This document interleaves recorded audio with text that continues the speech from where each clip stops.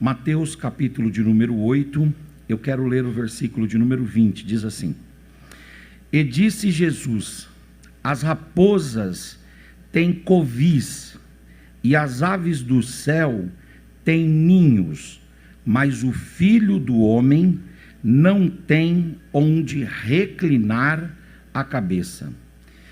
E outro de seus discípulos disse-lhe: permita-me sepultar meu pai primeiro. Jesus, porém, disse-lhe: segue-me e deixe os mortos sepultar os seus mortos. E entrando ele no barco, seus discípulos o seguiram. E eis que no mar se levantou uma grande tempestade. Uma tempestade tão grande que o barco era coberto pelas ondas. O Senhor, porém, estava dormindo.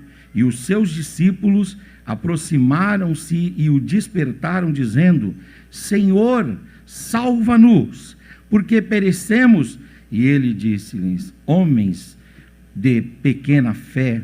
Então levantou-se, repreendeu os ventos e o mar, e seguiu-se uma grande bonança. Amém e amém.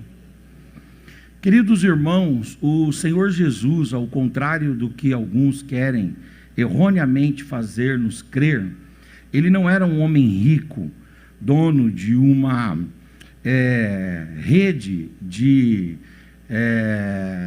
marcenarias ou carpintarias. O Senhor Jesus era um homem pobre.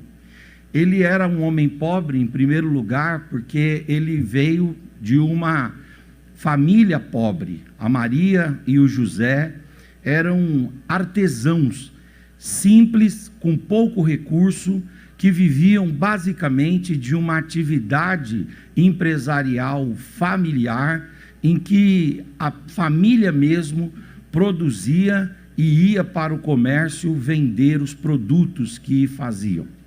Jesus era uma pessoa simples, porque quando ele nasceu, ele recebeu ouro, incenso e mirra.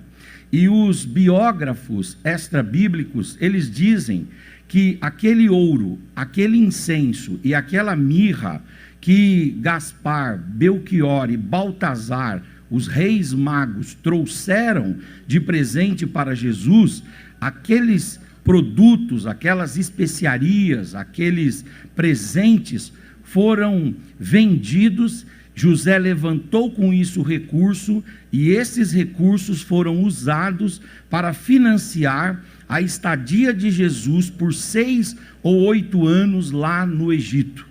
O Senhor Jesus também deixa na sua vida, na sua biografia, o estado da sua pobreza caracterizado, porque quando o Senhor Jesus inicia o seu ministério, o Senhor Jesus, ele demonstra que ele precisa de um apoio. Então, ele vai receber ofertas para custear a sua comida, o seu deslocamento, para custear a sua água, para custear a sua vida e o seu ministério. Ele vai depender de ofertas. Inclusive no grupo de Jesus, ele coloca Judas Iscariotes como um tesoureiro.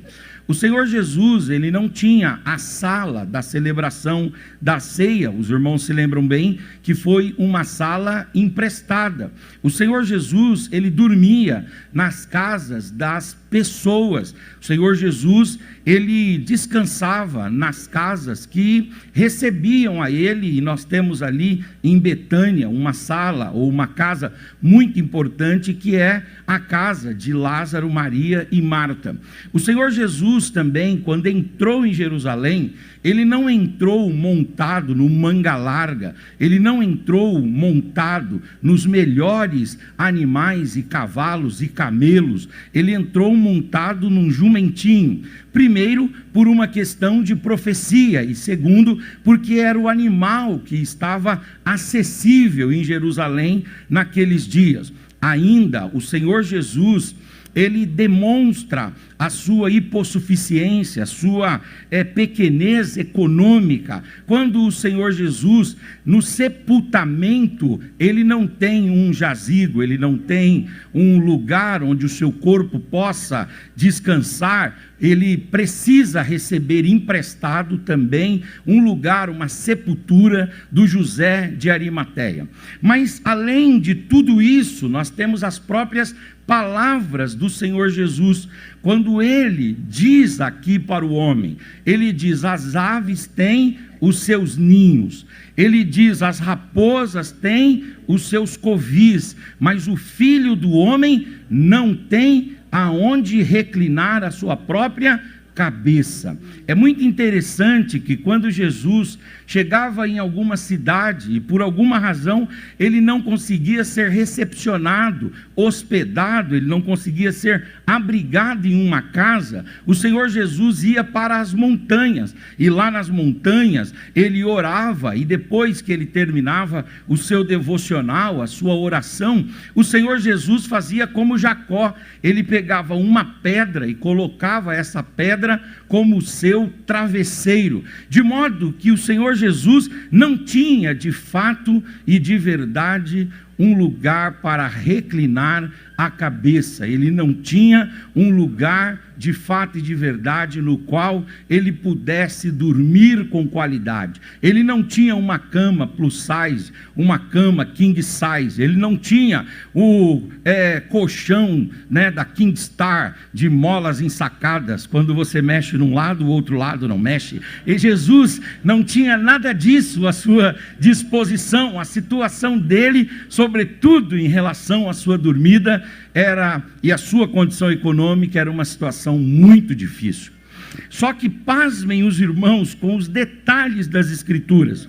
Mateus diz que Jesus falou isso para o homem, e depois Mateus diz que Jesus entrou no barco, e houve então lá no lago de Genezaré, no mar da Galileia, no mar de Tiberíades, uma grande e terrível tempestade, e o barco no qual estava Jesus começou a ser agitado, começou a ser empurrado, começou a ser perturbado, e aí os discípulos angustiados tentaram de tudo para acalmar a tempestade, não conseguiram e foram procurar aonde que estava o Senhor Jesus, em que lugar estava o mestre e aonde que ele estava, em que lugar ele estava deitado na almofada, no meio da tempestade, no barquinho, deitado e dormindo e tirando o seu cochilo.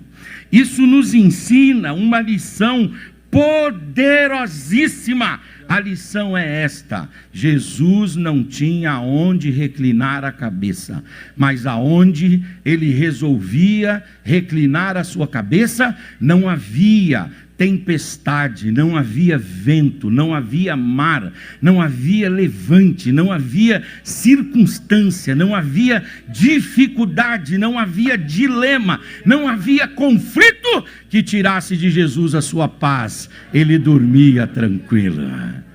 Fala para o seu irmão aí, em nome de Jesus: o seu Jesus não tinha onde dormir, mas quando ele queria dormir, ninguém o impedia.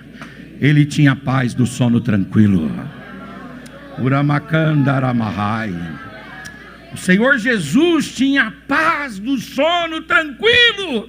É por isso que o mar está agitado, o vento está agitado, mas o Senhor está lá, descansando, está dormindo, está em paz, está silente. Ele está lá, aleluias. É interessante que Mateus não fala disso, mas Marcos diz que Jesus tinha uma almofadinha. Jesus tinha uma almofada pessoal, que ele dizia assim: eu não tenho onde dormir, mas se eu quiser dormir aqui agora, pode se levantar o César, toda a pretória romana, podem se levantar os gregos, podem se levantar todos os grupos e todas as facções aqui religiosas, podem se levantar os demônios, mas nada será capaz de abalar o meu sono, porque meu Deus, o meu Senhor e o meu Pai cuida de mim, Ele vela por mim, Ele guarda a minha alma. Esse mesmo Senhor Jesus está aqui esta noite. Aleluias, Ele está aqui esta noite. E Ele me traz uma palavra para dividir com você. Ele quer que você descanse tranquilo. Fala para o seu irmão, não deixe as tempestades da vida atrapalharem seu sono. Dorme em paz. Descanse tranquilo, porque Deus está no controle de tudo. Na hora que Ele quiser, esse vento passa. Na hora que Ele quiser, esse mar tranquiliza. Na hora que Ele quiser, Ele levanta a sua voz e os demônios se prostram. Lamacandaramahai, levante a sua mão por gentileza. Levante a sua face, levante a sua face, levante a sua voz. Abra a sua boca e dê uma palavra de adoração ao Senhor. Enfrente esta semana tranquilo.